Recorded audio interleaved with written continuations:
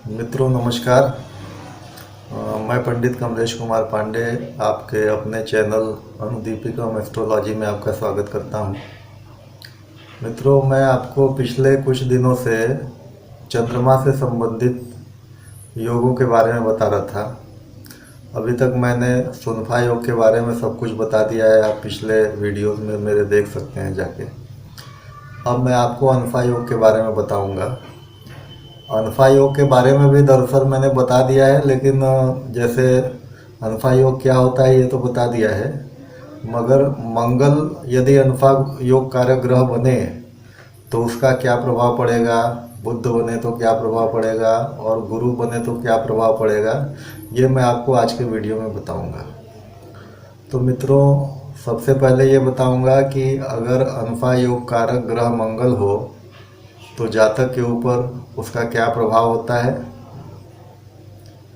और जातक का स्वभाव किस तरह का हो जाता है।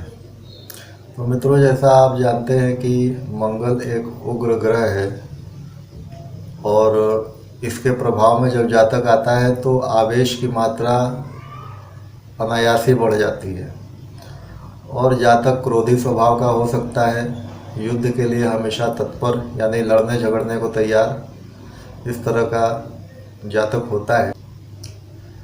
इसके अलावा यदि अनफा योग कारक मंगल हो तो जातक चोरों का स्वामी हो सकता है।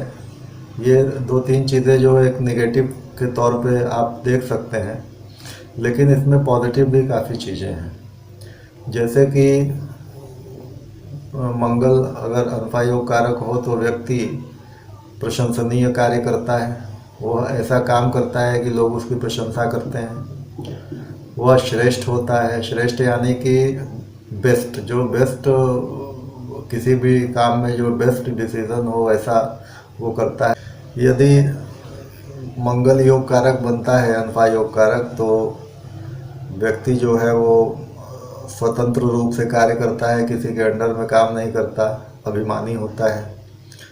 अभिमानी के साथ साथ आप समझ लें कि सुंदर शरीर वाला होता है, शुभ लाभ करता होता है यानी कि अच्छा काम करता है और चतुर होता है। तो मंगल के बहुत सारे लाभ हैं, एक दो चीज़ों को अगर हटा दें तो बाकी मंगल का प्रभाव अच्छा रहता है।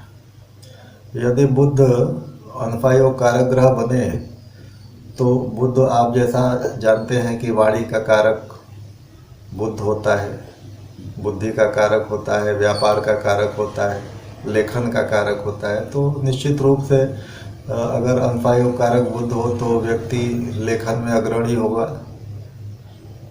वाणी उसकी प्रखर होगी तो भाषण देने में निपुण होगा,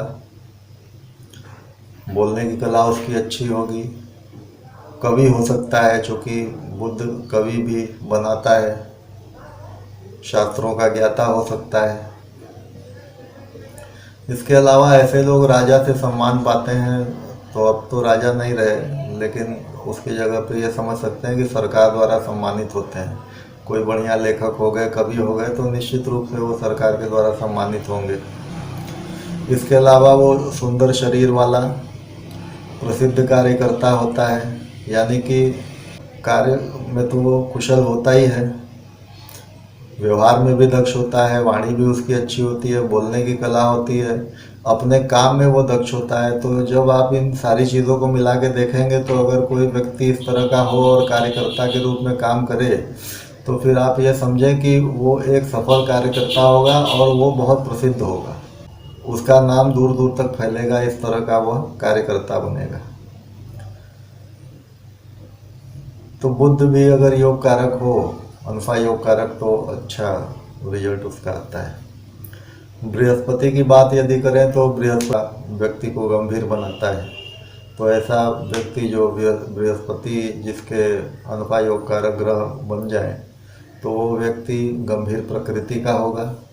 चूँकि बृहस्पति बल के कारक हैं तो वो बलवान होगा,